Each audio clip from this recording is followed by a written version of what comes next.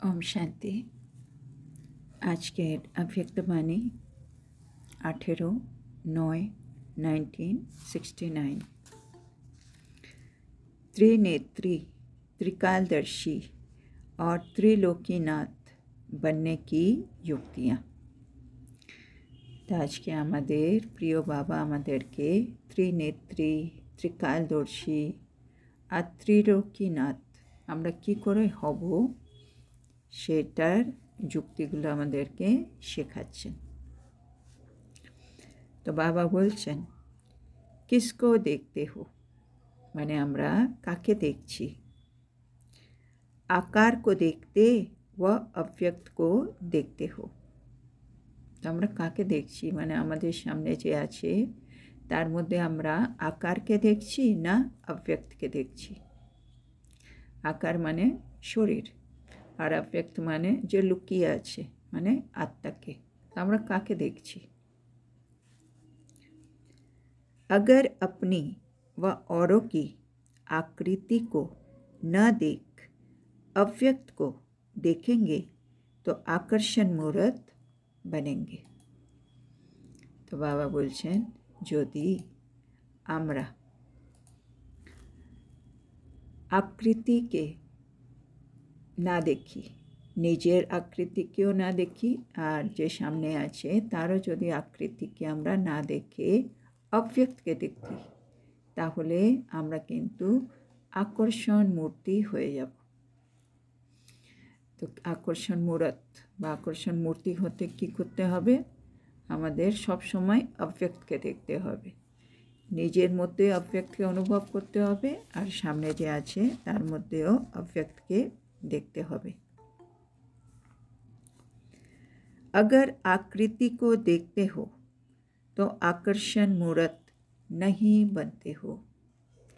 যদি আমরা আকৃতিকে দেখি তাহলে কিন্তু আমরা আকর্ষণ মূর্ত হতে পারবো না। आकर्षण मूर्त बनना है तो आकृति को मत देखो। বাবা বারে বারে বোঝাচ্ছেন একটাই কথা, যদি আমরা আকর্ষণ মূর্ত হতে চাই তাহলে কিন্তু আমাদেরকে আকৃতিকে দেখা ছাড়তে হবে, আমাদেরকে अव्यक्तকে देखते হবে।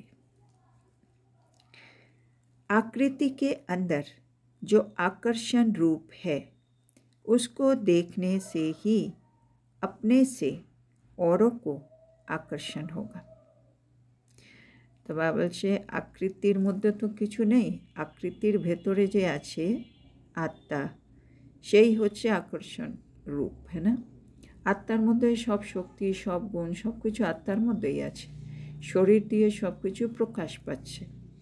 সেজন্য বাবা বলছে, আকৃতির মধ্যে যে আকর্ষণ রূপ আছে আমরা যদি তাকে দেখি, নিজের মধ্যেও সেটা অনুভব করি, অন্যের মধ্যেও যদি তাকে দেখি, তাইলে আমরা আকর্ষণ মূর্ত হয়ে যাব, আমরা অন্যকেও নিজের দিকে আকৃষ্ট করব। তো अब यही अव्यक्त सर्विस रही हुई है। এখন বাবা বলছে, এখন এই अव्यक्त সেবাটাই কিন্তু এখন বাকি রয়ে গেছে। এবার বাবা জিজ্ঞেস করছেন, व्यक्त में क्यों आ जाते हो, इसका कारण क्या है। এখন বাবা জিজ্ঞেস করছেন আমাদেরকে, আমরা বারে বারে ব্যক্তে কেন চলে আসি, এটার পেছনে কারণটা কি। अव्यक्त बनना अच्छा भी लगता है, फिर भी व्यक्त में क्यों आते हो, है ना। আমাদের সকলেরই অনুভব, যখন আমরা अव्यक्त স্থিতিতে থাকি আমাদের খুব ভালো অনুভব হয়, है ना। আমাদের মন একেবারে শান্ত থাকে, আমাদের স্থিতি একেবারে একরস থাকে, আমরা সবার জন্য শুভভাবনা শুভকামনা রাখতে পারি, কেউ কিছু ভুল করলে তাকে ক্ষমা করতে পারি, আর নিজেও সব চিন্তা থেকে বেফিকার, বাবা যেটা বলে নিশ্চিন্ত থাকি, হ্যাঁ না। अव्यक्त স্থিতিতে আমরা নিজের অনুভব আমরা কত ভালো থাকি। কিন্তু বাবা বলছে, अव्यक्त স্থিতি তোমাদের ভালো লাগে, তার সত্ত্বেও তোমরা বারে বারে ব্যক্তে কেন চলে আসো। व्यक्त में आने से ही व्यर्थ संकल्प आते हैं और व्यर्थ कर्म होते हैं। তো ব্যক্তি এলে আমরা কি করি, প্রথমে হচ্ছে আমাদের ব্যর্থ সংকল্প শুরু হয়ে যায়। আর যে মুহূর্তে ব্যর্থ সংকল্প আসবে তাহলে তারপরে ব্যর্থ কর্ম শুরু হয়ে যায়। तो व्यक्त से अव्यक्त बनने में मुश्किल क्यों लगती है? বাবা জিজ্ঞেস করছেন, তাহলে আমরা যখন জানি अव्यक्त স্থিতিটা ভালো আর ব্যক্তি এলে ব্যর্থ সংকল্প ব্যর্থ কর্ম হচ্ছে, তার সত্ত্বেও বাবা বলছে व्यक्त থেকে अव्यक्त স্থিতিতে যেতে আমাদের একটু মুশকিল কেন লাগে? व्यक्त में जल्दी आ जाते हो, अव्यक्त में मुश्किल से टिकते हो। এটা তো খুব ঠিক, है ना? আমরা যখন যোগে বসি अव्यक्त স্থিতিতে যেতে হয়, আমাদের একটু সময় লাগে মন বুদ্ধি একাগ্র করে নিজেকে আত্মা ভেবে তারপরে अव्यक्त স্থিতি আমরা অনুভব করি। কিন্তু যেই अव्यक्त স্থিতির পরে ব্যক্তে আসি, হ্যাঁ, যখনই আমাদের যোগ শেষ হচ্ছে অনেক তাড়াতাড়ি চলে আসি আমরা। তো সেটাই বাবা জিজ্ঞেস করছে, ব্যক্তে তোমরা তাড়াতাড়ি চলে আসো আর अव्यक्ते অনেক কষ্ট করে টিকে থাকো। इसका कारण क्या है? এর পেছনে কারণটা কি? তো সবাই যারা ছিলেন ওখানে ওরা বলছে ভুল যাতে হ্যাঁ, বাবা ভুলে যাই আমরা, সেজন্য अव्यक्ते খুব কষ্ট করে টিকতে হয় আর ব্যক্তে আমরা একটু তাড়াতাড়ি চলে আসি। তো বাবা বলছে ভুলতে भी क्यों हो? মানে আমরা ভুলে যাই, কিন্তু ভুলে কেন যাই? দেহে অভিমান क्यों आ जाता है? ব্যক্তে আসা মানেই আমি দেহ অভিমানে এসে গেছি। শোনবা জিজ্ঞেস করছে, তো আমরা দেহ অভিমানে কেন চলে আসি? मालूम भी है, जानते भी हो, अनुभव भी किया है कि व्यक्त में और अव्यक्त में अंतर क्या है, नुकसान और फ़ायदा क्या है। বাবা বলছেন আমরা তো সব জানি আর সব কিছু জেনেও আমরা অনুভবও করেছি কি ব্যক্তে আর অব্যক্তের মধ্যে কি পার্থক্য আর কোনটাতে আমাদের লোকসান হচ্ছে কোনটাতে আমাদের লাভ হয়, আমরা সব কিছুই বুঝি। ये भी सब मालूम है, এগুলো আমরা সব বুঝে গেছি কোনটা ভালো। तो जब तुम याद में बैठते हो तो देह अभिमान से देही अभिमानी में कैसे स्थित होते हो, क्या करते हो?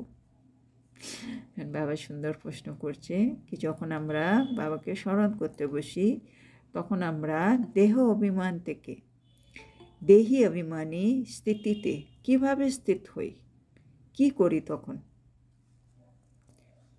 बात तो बड़ी सहज है, जो आप सबने बताया वो भी पुरुषार्थ का ही है। তো বাবা যখন জিজ্ঞেস করেছে সবাই কিছু না কিছু উত্তর দিয়েছে। বাবা বলছে বিষয়টা তো খুবই সহজ, আর যা কিছু তোমরা বললে সেগুলো কিন্তু पुरुषार्थ। लेकिन जानते और मानते हुए भी देह अभिमान में आने का कारण यही है कि देह का आकर्षण रहता है। तो বাবা বলছে কিন্তু সব কিছু জেনেও তারপরে ওগুলো মেনেও আমরা দেহ অভিমানে চলে আসছি না, আমরা সব বুঝেছি তার সত্ত্বেও আমরা দেহ অভিমানে বারে বারে চলে আসি। এর পেছনে কারণটা হলো যেটা বাবা বলছেন সেটা হচ্ছে এখনও আমাদের দেহের প্রতি আকর্ষণ রয়ে গেছে। इस आकर्षण से दूर हटने के लिए कोशिश करनी है। এখন বাবার শিক্ষা হচ্ছে এখনও আমাদের দেহের প্রতি আকর্ষণ রয়ে গেছে, সেই দেহের আকর্ষণ থেকে কিন্তু আমাদের দূরে যাওয়ার চেষ্টা করা উচিত। जैसे बाबा এখন एग्जाम्पल দিচ্ছেন, जैसे कोई खींचने वाली चीज़ होती है तो उसके खिंचाव से दूर रखने के लिए क्या किया जाता है ना? যেমন ধরো কোনো একটা জিনিস আছে যেটা আকর্ষণ করে সেই জিনিসটাকে টেনে নেবে, তো সেই জিনিসটাকে আমি যদি সেই আকর্ষণ থেকে দূরে রাখতে চাই তাইলে কি করতে হবে? बाबा एग्जाम्पल दीजिए आवर, चुंबक होता है ना, तो न चाहते हुए भी उस तरफ खिंचाते हैं। तो बाबा बोलছে যেমন চুম্বক হয়, আমরা না চাইলেও চুম্বক যেখানে থাকবে সে নিচের দিকে টেনে ফেলে। अगर आपको उस आकर्षण से किसी को दूर करना है तो क्या करेंगे? মানে একদিকে চুম্বক আছে আর একদিকে একটা জিনিস আছে, এবার চুম্বক সে জিনিসটাকে টেনে নিচ্ছে। তো বাবা বলছে এবার আমরা যদি ওই আকর্ষণ থেকে ওই জিনিসটাকে দূরে রাখতে চাই তাহলে আমাদের কি করা উচিত, বা প্রশ্ন করে আমাদের থেকে জানতে চাইছি। कोई चीज़ न चाहते हुए भी उसे खींचती है और आपको उस चीज़ से दूर उसे करना है तो क्या करेंगे? हैं कोनो जिनिस ना चाइतेओ यदि ओके टाने, हाँ चुम्बक से जिनिस माने जिनिसटा चाइछे ना किन्तु चुम्बक से जिनिसटाके बारे बारे टेने निच्छे और आमी ओई जिनिसटाके चुम्बक थेके दूरे करते चाइछि। तो बाबा बोलছে क्या करेंगे, তাহলে কি করবে? এবার বাবা উত্তর দিচ্ছেন, या तो उसे दूर ले जाएंगे या तो बीच में ऐसी चीज़ रखेंगे जो वो आकर्षण न कर सके। এখন আমাদের কাছে কি অপশন থাকে, হয়তো আমি সেই জিনিসটাকে অনেক দূরে নিয়ে যাব, তখন সেই চুম্বক আর ওকে মানে নিজের দিকে টানতে পারবে না, এটা একটা অপশন। আর দ্বিতীয় হচ্ছে তাদের মাঝখানে মানে চুম্বক আর ওই জিনিসটার মাঝখানে এমন কিছু রেখে দেব যাতে চুম্বক সেটাকে আকর্ষণ না করতে পারে, হয়তো ওকে দূরে সরিয়ে দেবো নাহলে মাঝখানে কিছু একটা রেখে দেবো। ये दो तरह से होता है। तो बाबा বলছে এই দুরকমভাবে হতে পারে, या तो दूर कर देना है या तो दोनों के बीच में ऐसी चीज़ डाल देंगे जो वो दूर हो जाते। বাবা বলছে দুরকমভাবেই হতে পারে, হয়তো আমরা সেই জিনিসটাকে দূরে করে দেব অথবা দুটো জিনিসের মধ্যে আমরা এমন একটা জিনিস রেখে দেব कि সে যেন আকর্ষণ থেকে দূরে হয়ে যায়। इसी प्रकार এখন বাবা एग्जाम्पल দিয়ে আমাদেরকে বোঝাচ্ছেন, इसी प्रकार ये देह अभिमान या व्यक्त भाव जो है ये भी चुंबक के मुआफिक है, न चाहते हुए भी फिर उसमें आ जाते हैं। तो बाबा বলছে চুম্বকটা হচ্ছে দেহ অভিমান বা ব্যক্ত ভাব। তো এটাও আমরা চাইছি না, আমরা চাইছি আবেগ স্থিতিতে থাকতে, কিন্তু বারে বারে এই চুম্বক মানে দেহ অভিমান বা ব্যক্ত ভাব আমাদেরকে বারে বারে নিজের দিকে টেনে ফেলছে। তো बीच में क्या रखेंगे? তা বাবা বলছে এবার মাঝখানে তাইলে কি রাখবে, মানে বারে বারে আমাদেরকে টেনে নিচ্ছে, সেজন্য মাঝখানে আমাদের কি রাখতে হবে। स्वयं को जानने के लिए क्या आवश्यक है जिससे स्वयं को और सर्वशक्तिमान बाप को पूर्ण रीति जान सकते हो? বা বলছে নিজেকে জানার জন্য কি জিনিস আবশ্যক যাতে আমি নিজেকেও জেনে যাব আর সর্বশক্তিমান বাবাকেও পূর্ণ রীতিতে জানতে পারবো।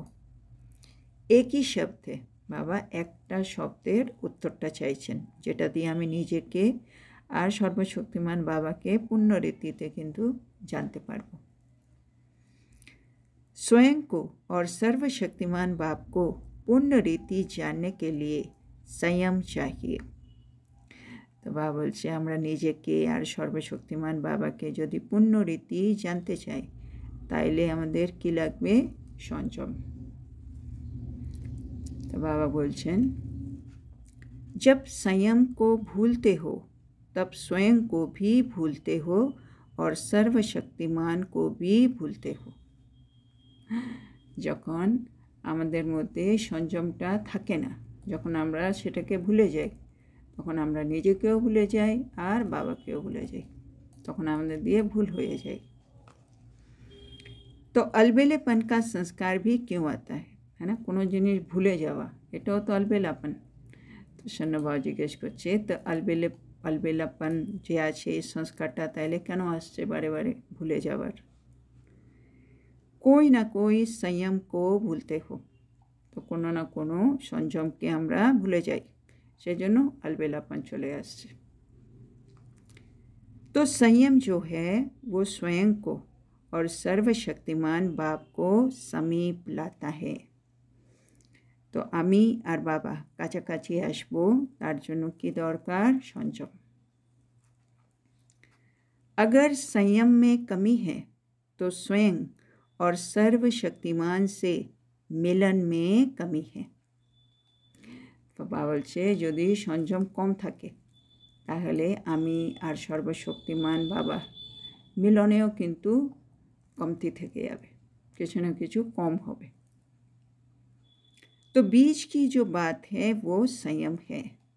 তাইলে व्यक्त भाव ये যে আমাকে বারবার আকর্ষিত করে ফেলছে, তার থেকে আমি যদি দূরে থাকতে চাই তো আমাকে মাঝখানে যেটা আনতে হবে সেটা হচ্ছে সংযম। कोई ना कोई संयम जब छोड़ते हो तब ये याद भी छूटती है। মানে আমরা যখন কোনো না কোনো সংযমকে যখন ছেড়ে দিই, মানে যেটা আমরা ভুলে যাচ্ছি, তখনই কিন্তু বাবা বলছে বাবার যে আমি স্মরণ করছি বাবাকে, সেই স্মরণটাও কিন্তু আমি আর করতে পারছি না, সেই স্মরণটাও আমার কাছ থেকে কিন্তু সরে যাচ্ছে। अगर संयम ठीक है तो स्वयं की स्थिति ठीक है। আমাদের স্থিতি ঠিক থাকবে যদি আমাদের সংযমটা একেবারে ঠিক থাকে। और स्वयं की स्थिति ठीक है तो सब बातें ठीक है। আর যদি আমার নিজের স্থিতি ঠিক থাকে তাহলে সব বিষয় কিন্তু ঠিক থাকবে। तो कत सुंदर बाबा बोलते हैं, और स्वयं की स्थिति अगर ठीक है तो सब बातें ठीक है। तो ये देह की जो आकर्षण है वो बार बार अपनी तरफ आकर्षित करती है। तो बाबा बोलते এই দেহের যে আকর্ষণ আছে সেটা কিন্তু বারে বারে আমাদেরকে নিজের দিকে আকৃষ্ট করে। अगर बीज में ये संयम माने नियम रख दो तो देह की आकर्षण आकर्षित नहीं करेगी।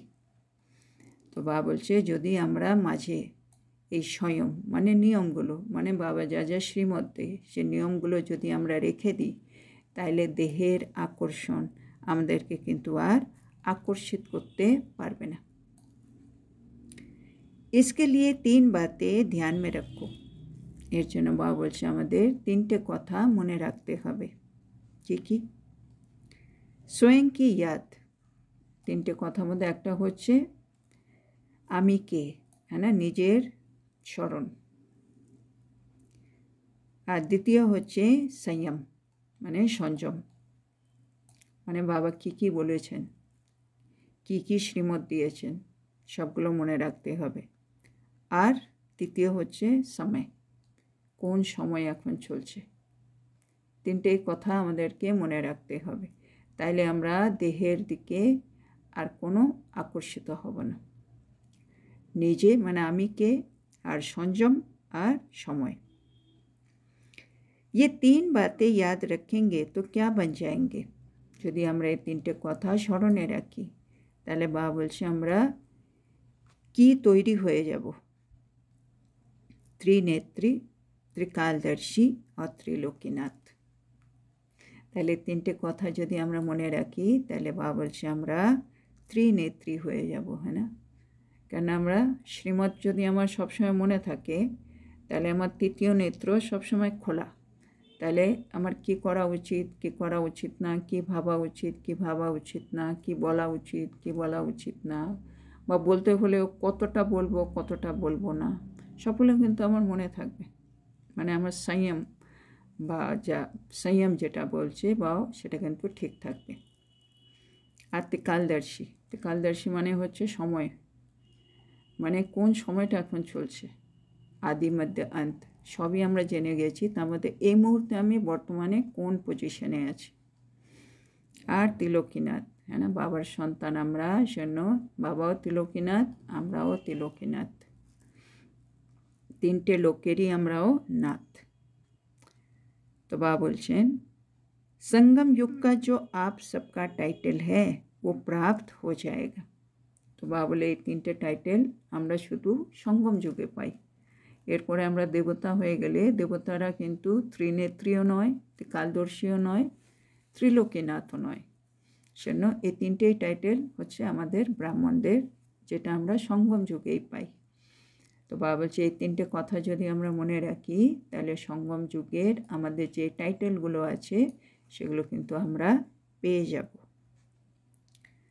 स्वयं को जानने से सर्वशक्तिमान बीज में आ ही जाता है ना। আমার যদি মনে থাকে আমি কে, নিজেকে যদি আমি জেনে যাই, তাহলে বাবা তো সব সময় আমার সাথেই আছে। সর্বশক্তিমান মাঝখানেই চলে আসবে, মানে আমার ব্যক্ত ভাব আর এখানে আত্মা। আমি যদি মনে থাকে কি আমি হচ্ছি আত্মা, তখনই সাথে সাথে আমার পাশেই বাবা চলে আসছে। তো নিজেকে জানা মানে সর্বশক্তিমানকে মাঝখানে নিয়ে আসা। তো इन तीनों बातों की तरफ ध्यान दो। তাহলে বাবা চাইছেন আমরা এখন থেকে এই তিনটে কথার দিকেই একটু মনোযোগ দিই। তো আজকে এখানে অবধি থাক। একটুখানি আজকে বাবা কি বলেছে একটুখানি একবার একটু রিভাইজ করে নিই।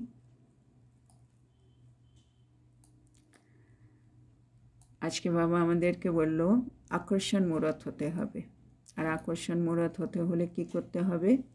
নিজের বা অন্যদের আকৃতিকে দেখা যাবে না, আমাদেরকে কি দেখতে হবে? অব্যক্তকে দেখতে হবে। আর এখন সেবাও অব্যক্ত সার্ভিস রয়ে গেছে। সাকার সেবা মোটামুটি অনেকটাই হয়ে গেছে, এখন অব্যক্ত রূপে আমাকে সেবা করতে হবে। আর বাবা বলছে বারে বারে আমরা যে ব্যক্তে চলে আসি, ব্যক্তে চলে এলে আমাদের ব্যর্থ সংকল্প আসে, আর ব্যর্থ সংকল্প এলে ব্যর্থ কর্ম হয়। সেজন্য আমাদেরকে চেষ্টা করতে হবে বারে বারে অব্যক্ত স্থিতিতে থাকার। আর বাবা কি বললেন আজকে?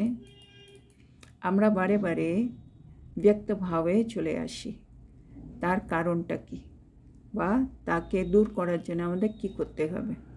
তো বাবা বললেন, একটা এক্সাম্পল দিয়ে বাবা বোঝালেন আজকে, যেমন ম্যাগনেট, হ্যাঁ না, চুম্বক। চুম্বক যদি কোনো জিনিসকে টানে আর ওই জিনিসটাকে আমি যদি দূরে করে নিতে চাই, তাহলে কি করতে হবে? বাবা বলছে দুটোই অপশন আছে, হয়তো সেই জিনিসটাকে দূরে করে দাও বা মাঝখানে কোনো একটা এমন জিনিস রেখে দাও যে চুম্বক তাকে আকর্ষিত না করতে পারে। তা একইভাবে এই ব্যক্ত ভাব, এটা হচ্ছে আমাদের চুম্বক, বারে বারে আত্মাকে ব্যক্ত ভাবে নিয়ে আসছে। তাহলে কি করতে হবে? মাঝখানে কি আনতে হবে? তো বাবা বললো একটা শব্দের জিনিস, সেটা হচ্ছে সংযম। সেটা যদি আমি ভুলে যাই তখন আমি বারে বারে ব্যক্ত ভাবে চলে আসি। আর সংযম যদি আমার মনে থাকে তাহলে আমি কে আর আমার কে, এই জিনিসটা আমি কিন্তু সবসময় মনে থাকবে। তাইলে আমি আর ব্যক্ত ভাবের দিকে কিন্তু যাব না। তো আমি যে বারবার ভুলে যাচ্ছি, বাবা বলছে এটা হচ্ছে অলবেলাপন। অলবেলাপনের সংস্কার কিন্তু আসা উচিত নয় এখন। কেননা যত আমরা সংযমে থাকব অত আমি আর বাবা যে মিলন সেটা কিন্তু বাড়বে। আর যদি আমি সংযমে না থাকি তাহলে আমি আর বাবার সে মিলনটা কিন্তু কমে যাবে। তো সেজন্য বাবা আজকে তিনটে কথা আমাদেরকে মনে রাখতে দিল। প্রথম হচ্ছে নিজের স্মরণ, আমি কে, আর দ্বিতীয় সংযম, আর তৃতীয় হচ্ছে কোন সময়টা চলছে। তো নিজেকে জানলে আমি তিলকীনাথ হয়ে যাচ্ছি, আর সংযম মনে থাকলে আমি ত্রিনেত্রী হয়ে যাচ্ছি, আর সময়টা যখন মনে থাকছে আমি ত্রিকালদর্শী হয়ে যাচ্ছি। তো বাবা বলছে এই তিনটে কথা আমি যদি মনে রাখি তাহলে এই সঙ্গম যুগের যে টাইটেলগুলো আছে সেগুলো কিন্তু আমরা এখনই পেয়ে যাব। তো আজকে মুরলিটা এখানেই থাক। আমাদের প্রিয় শিব বাবাকে এত সুন্দর শিক্ষার জন্য আমরা বলবো ধন্যবাদ বাবা, ধন্যবাদ। ওম শান্তি। ধন্যবাদ বাবা, ধন্যবাদ। গুড নাইট বাবা, ধন্যবাদ। ধন্যবাদ বাবা, ধন্যবাদ। ওম শান্তি বাবা। থ্যাংক ইউ বাবা, শুক্রিয়া বাবা, ধন্যবাদ।